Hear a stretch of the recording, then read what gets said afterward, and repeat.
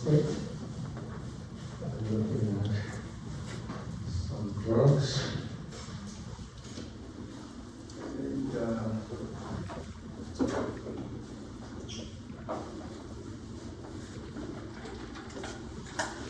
I believe we have all of them listed in your handout.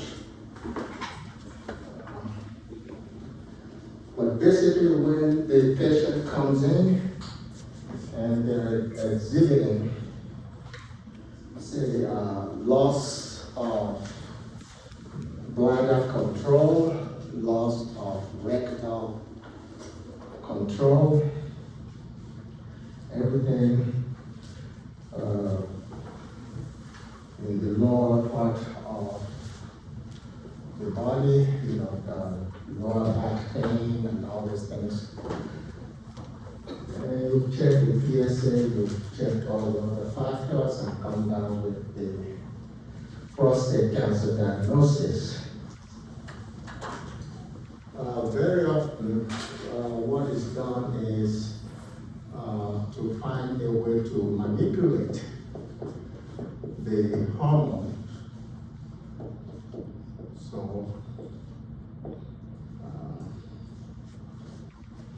hormone manipulation to try and manage the cancer. And you can manipulate the hormone by either inhibiting synthesis of the androgens or by inhibiting the binding of the androgens to the AR or androgen receptor, so you can decrease the actions or the effects of the androgens. One of the ways of inhibiting synthesis is to give a high dose of ketoconazole or nizoral. Normally, you will give your ketoconazole at a dosage of about 200 milligrams, anywhere from 1 to 3 times a day, if you're using it to treat fungal infections. Okay. But if you're using it as a hormonal manipulation to try and manage prostate cancer, you'll be using 800 milligrams on a TID basis.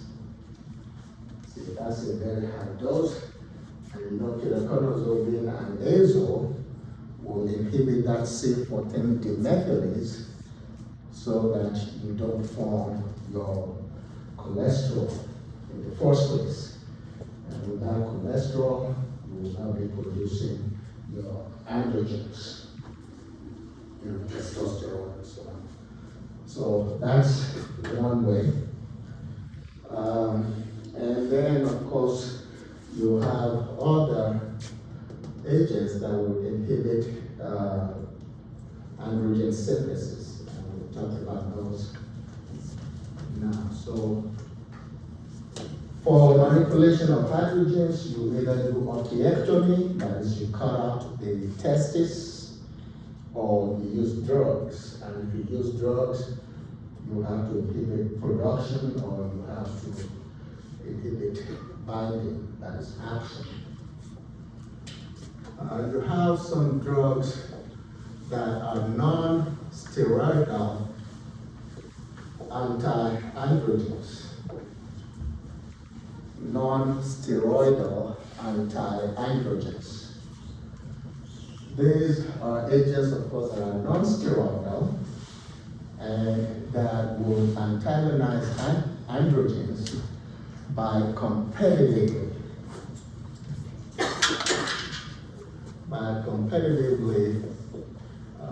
inhibiting the androgens at the AR receptor sites, that is androgen receptor sites. So they are non-steroids, and they will give you competitive inhibition, which of course will make reversible inhibition of the androgens. So they will inhibit the binding of your androgens to the receptor sites.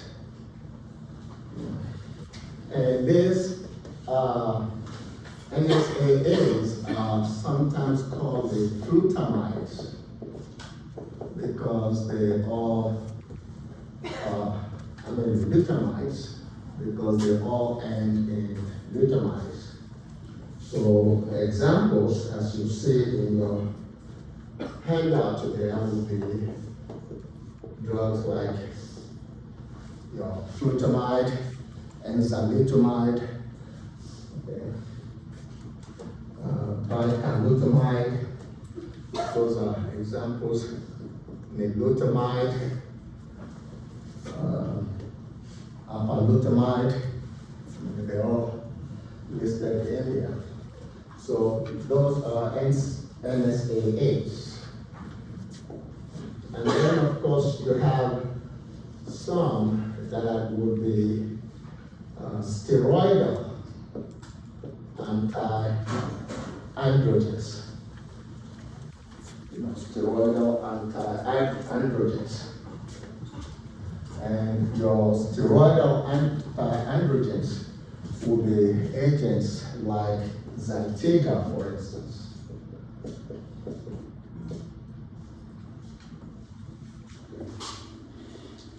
That is abiraterone. So you have abiraterone, you have androcor, which would be another example. Sapropteron, okay, and then Megas is the other example there. So these are steroidal agents that can interfere with androgens. Zytiga will inhibit synthesis of the androgen because it is an inhibitor of 17-alpha hydroxylase.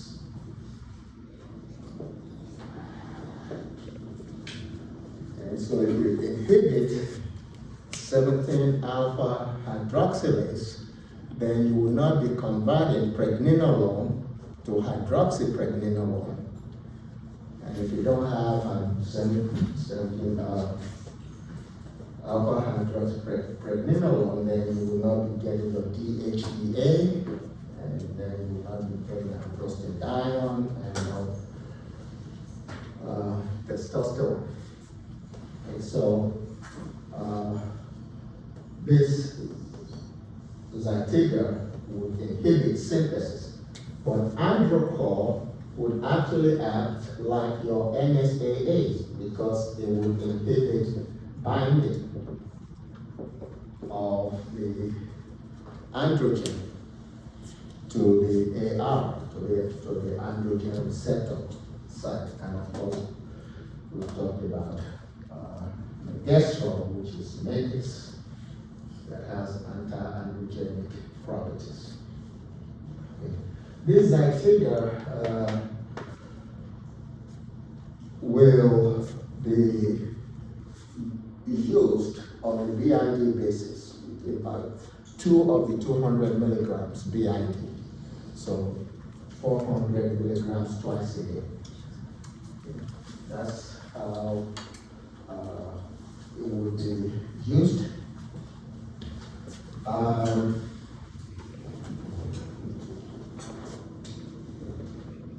Let's say 200. It will be 2 of the 250s. So 2 of the 250s is what you will use for your Zytiga. And sometimes you can even see 2 of the 500 milligrams used on the BID basis. But whatever dose that one picks for Zytiga, you must always accompany it with prednisone. Because if you are inhibiting 17-alpha hydroxylase, you will not be forming your cortisol either in the adrenal gland. Okay, so you have to replenish that hydrocortisol hormone, or the zysteine. Okay.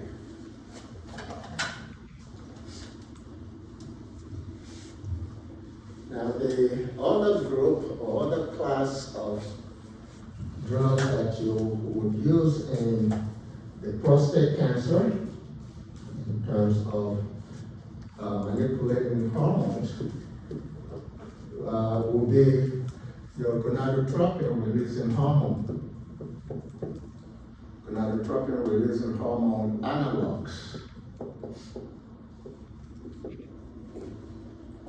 These agents will work by initially causing an increase in the release of gonadotropins, and then eventually stopping through negative feedback mechanism, eventually stopping the release of your LH and FSH. So they work at the pituitary and hypothalamus pathway. So these agents would include, you would also always see renin there. So sometimes they are called the relics. Okay, so goserelin, boserelin, nafarelin, all of those will be the gonadotropin releasing hormone analogs.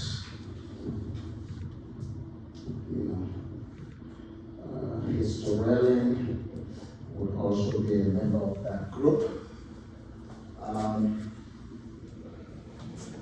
So the renins would give you, like we said, the initial increase and then the final decrease in the release of LH and FSH. And then you have the fourth class that you can use, which will be the gonadotropin releasing hormone antagonists. So those ones do not cause an initial increase. They don't cause this initial increase in the gonadotropin hormones. They simply antagonize your, the LH and FSH that one would produce there. Abarelix is an example there. Decarelix is another example, and I think they're all listed in the handout there that one can use. Let me highlight this agent up here. Nafarelin. Okay. And among your GnRHA, that is gonadotropin releasing hormone antagonists, you also have an agent called elagolix.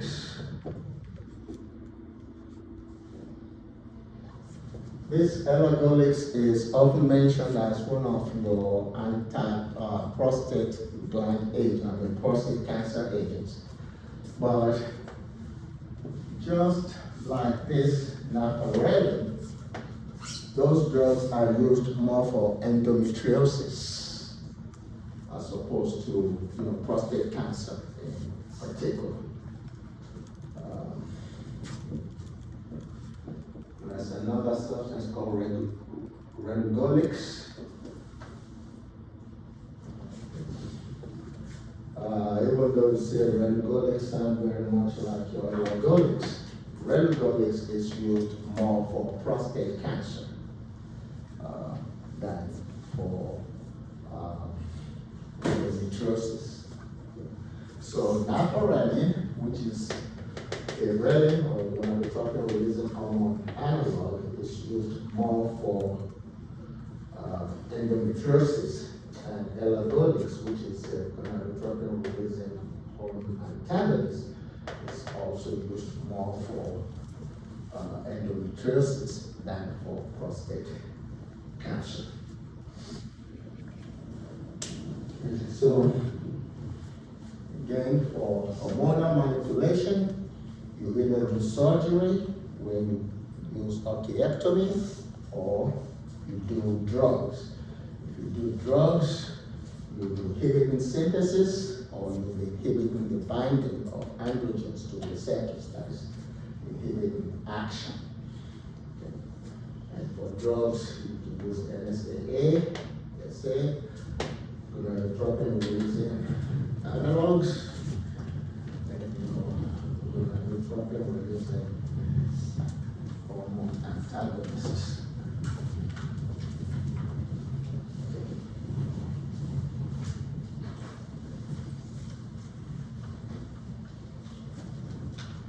And to finish up prostate,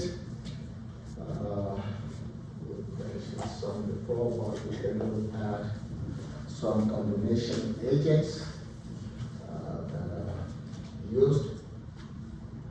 You can use FL, which is flutamide and leuprolide.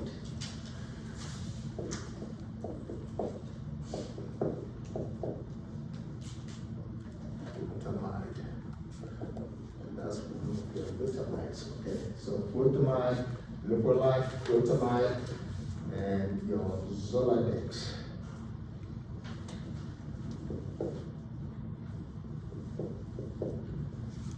That's the combination.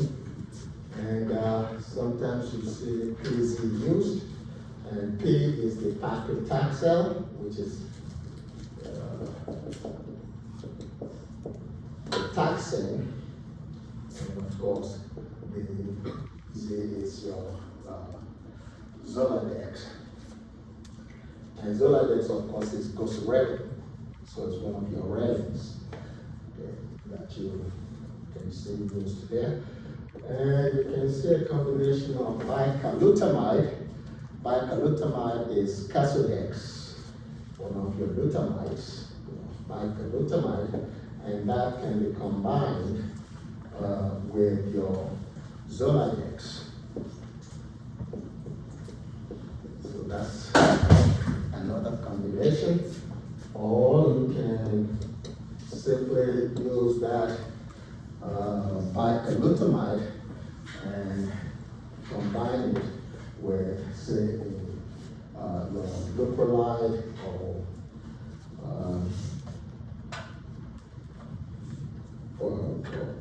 one of your relics. And the ones we mentioned earlier also would include using prednisone in combination with a taxane. So prednisone plus your paclitaxel, or prednisone with docetaxel, or prednisone with docetaxel. Cabazitaxel. Okay. Or you can use prednisone and you combine it with the anthracene, mifepristone.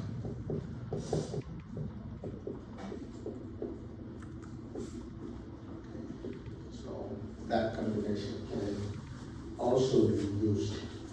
And then you can use the GUD, which will be the docetaxel and MCIT. MCIT is extramucin.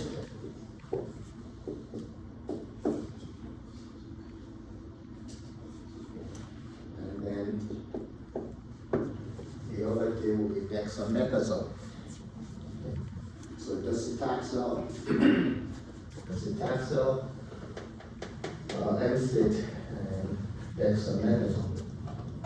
So those are some combos that you can see used in prostate cancer treatment.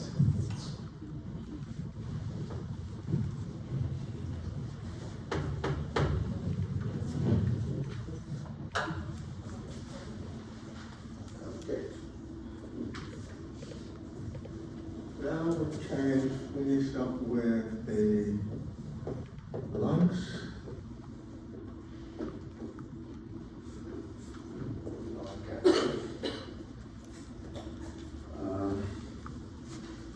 Normally you would divide your lung cancer into two types. SCLC, small cell lung cancer, and your NSCLC, non-small cell lung cancer. If it's not small, then it means it will be large. Okay, so some examples of your NSCLC will be Elcock. That's large cell undifferentiated cancer or carcinoma.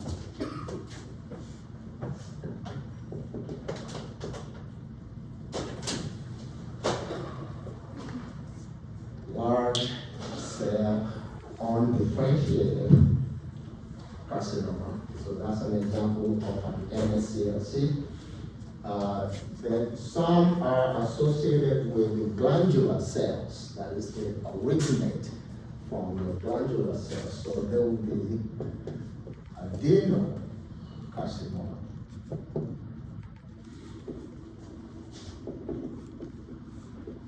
Because we have glands there. That's another example of your non-small cell lung cancer. And some will be derived from your squamous cells. Okay, so that's the SCC.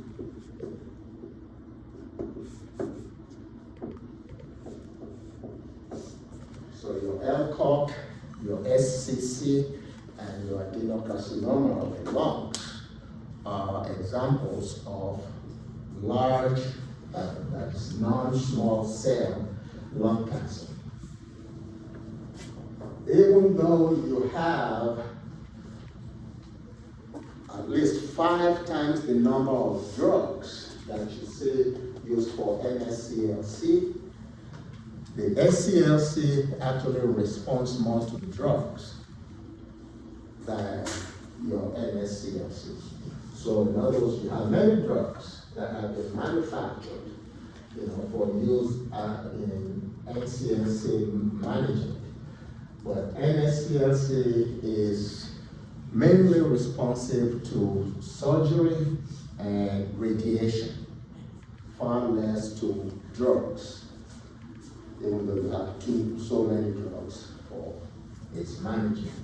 So for NSCLC, you use surgery and you use radiation first before you think about drugs.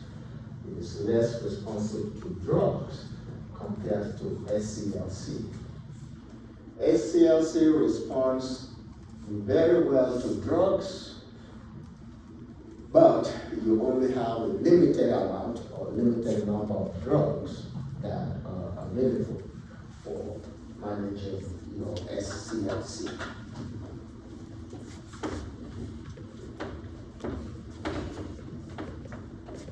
And so, mainly what we will do is look at the combos that you use for SCLC. You can use the PI regimen, and then you have the PE regimen, and the VIP, VIP regimen, and you have the CHI, and you have the CAVE regimen, and then the COPE regimen. And you can use the CHI-PE regimen. On the CAVE regimen. That's essentially all we have for small cell lung cancer. The P in PI is platinum, that's platinum. And the I is irinotecan.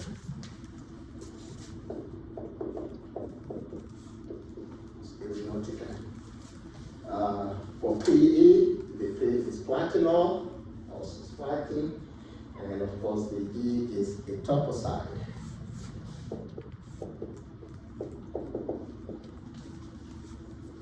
For VIP, the V there stands for VP16.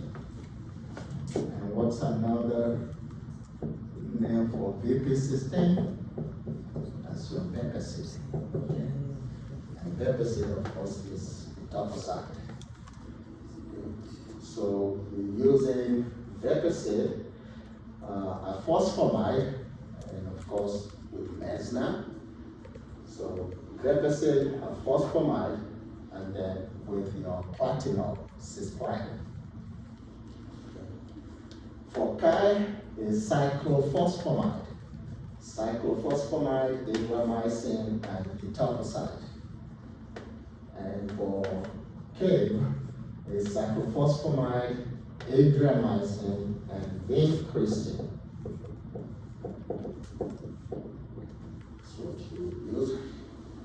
And then for COPE, and I should put an asterisk here, because COPE is the most often employed regimen for SCLC. And it is your cyclophosphamide, and oncovin, which will be vincristine, cisplatin, platinol, and then, of course, etoposide. So cyclophosphamide, oncovin, which is vincristine, platinol, which is cisplatin, and then etoposide. That's what you have in your COPE. And then the CAV regimen, that's the second most often used regimen for SCLC.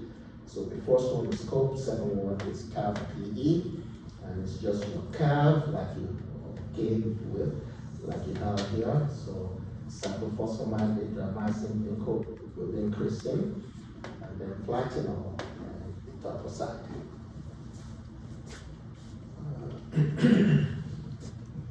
So that's essentially what you have for LCLC. Now for NSCLC, you have many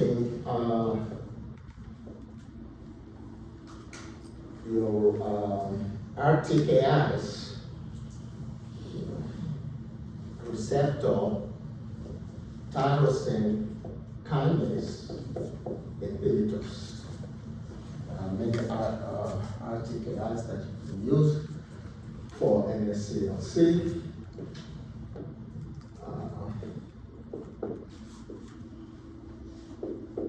Capmatinib is one of them. And whenever it ends in tinib or inib, if you will, whenever it ends in that nib or NIV, it is usually a reverse a receptor tyrosine kinase inhibitor. So whenever you see the generic name and it ends in that NIV, just like for MABs, when you say monoclonal antibodies. But whenever you see that NIV as the suffix, it usually has a receptor tyrosine kinase inhibitory activity. And so you have ones like alectinib, that would work there, and tepotinib, that's another example. Lorlatinib, we have another one. Osimertinib, crizotinib is another one. Ceritinib also comes in there. And regatinib, all of these are RTKIs that you can see used in your NSCLC. So that would be another agent that has some more, but we'll just leave it there. Then your MABs, there are some monoclonal antibodies that are used for NSCLC. Nivolumab, that, of course, we should put an asterisk there. That's your Opdivo, very commonly used drug today.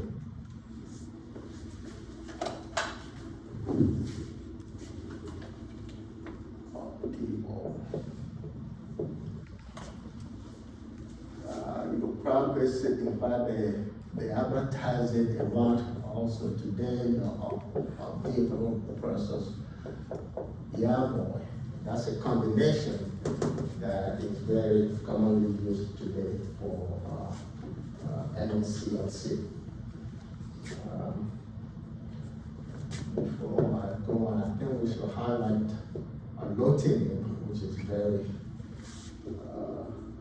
often found in pharmacy, very expensive drug. I think it's about $30,000 for just about 30 tablets. That's your Tasiba. But anyway, Ipilimumab, and that's your Yervoy. So you see that combination used a lot for NSCLC. And then you have Rituximab,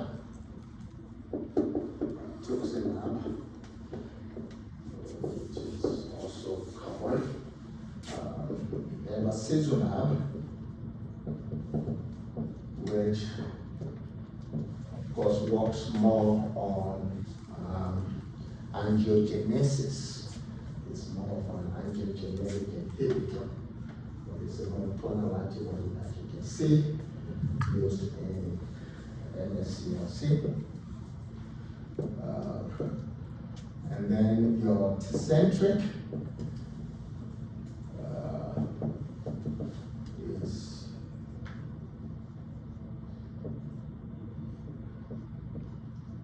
atezolizumab, and then of course Ketura,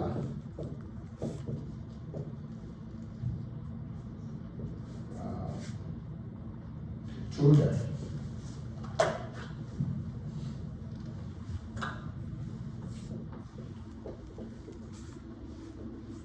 Pembrolizumab. So those are some examples of monoclonal antibodies that you can see used.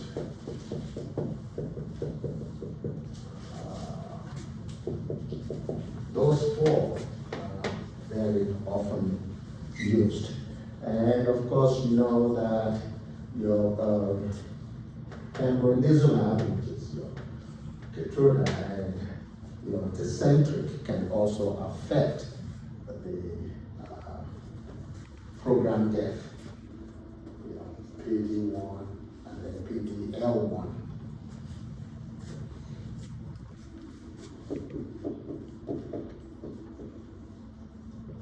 So Tecentriq will be PDL1 inhibitor, and of course Keytruda will be just the PD inhibitor.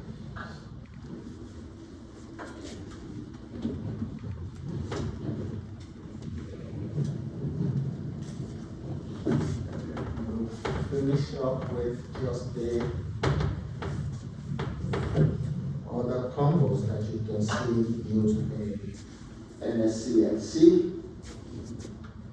And well, let's say that from elementary school, you know, your dad has told you if you work hard in school, you will get a good CV, you can build up a good CV, and a CV that he, that is I, will be proud of, CVI, okay? And then you can graduate, you'll have graduation cap. The graduation cap can look foamy. So you have the foamy cap regimen. And once you graduate, we can take you to a camp where you can eat a lot of bacon and some Big Mac. Okay, so those are some combos that you use for NSCLC. And if you look at the CV, your cisplatin and your deficit, okay, and CVI will be cisplatin, deficit, and one thing is phosphamide, and then CAP will be your cyclophosphamide, adriamycin, and platinol, and Fomicap will be 5-FU, oncoline, which will be vancomycin, and then mitomycin, and of course CAP, cyclophosphamide, adriamycin, and cisplatin or platinol. And CAMP will be your cyclophosphamide, adriamycin, methotrexate, okay, and the P there is procarbazine.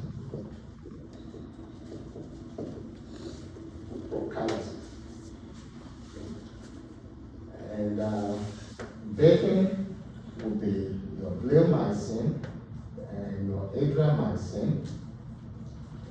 And this C here is CCNU. Okay. CCNU. And then O is oncoline. And N is nitrogen mustard. Nitrogen mustard. So you see for your bacon, you actually have two alkylating agents involved.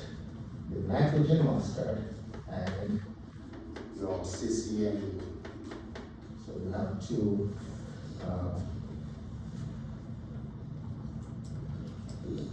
inhibitors, two alkylating agents. And then for MAC, it will be your methotrexate and adriamycin, one can be used there. And then you have your cyclophosphamide and then CCNU that you can use. And other regimens that are used, you can take gemcitabine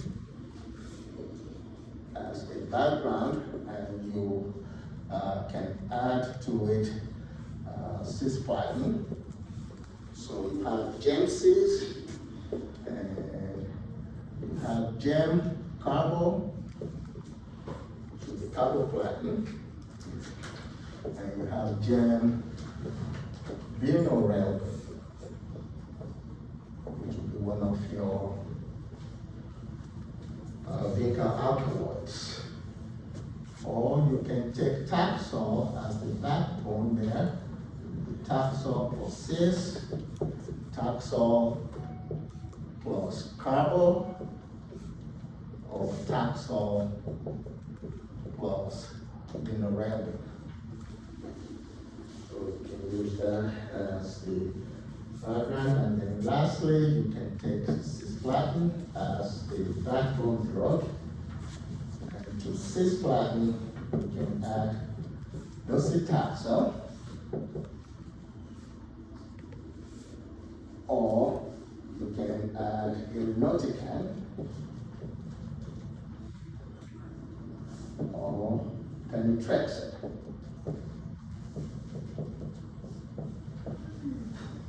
Or even you can add a Vinca alkaloid, like vinblastine,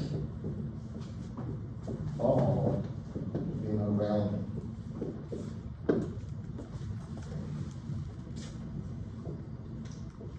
In the same way, you can take carboplatin as a background drug and just use it along with your docetaxel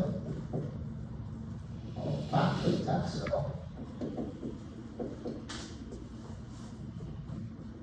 or pemetrexed,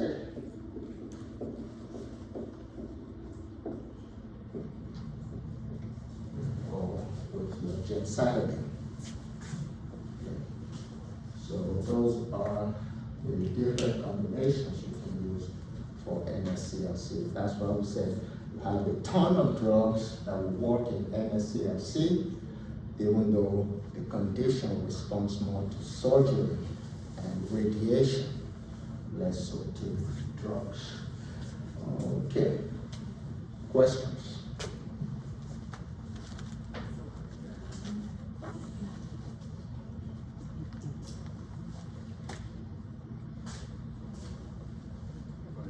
Good morning. How are you? So we're just finishing up. Oh, no, take your time. No, we're through, unless if they have questions. No questions? So, The survival rate for non-small cell, if a patient can't use radiation or surgery. it's not very good. Yeah, they don't have a good 5-year survival rate. Yeah, they can't do it. So you basically have to find some radioactive isotope that will work in that patient. In a patient that has, just go back to prostate cancer, in a patient that has prostate cancer, even though your radiation and the surgical methods that were mentioned can work, if you use radiation, you actually increase the chances of the patient coming down with bladder cancer and GI cancer. You know, so for prostate, you actually want to try to avoid radiation because you can produce the secondary cancers. With your non-small cell lung cancer, you want to use radiation and surgery. Yes, ma'am. Could you repeat what was the fully cap regimen, number 4? That's the cap you wear when you graduate with the PhD. Okay. So you have your 5-year field, microrenewal cell, and then encoding into the immune crystal. And the MI you take together, that's mitomycin. And then for the cap, with the cyclophosphamide, adriamycin, and platinum.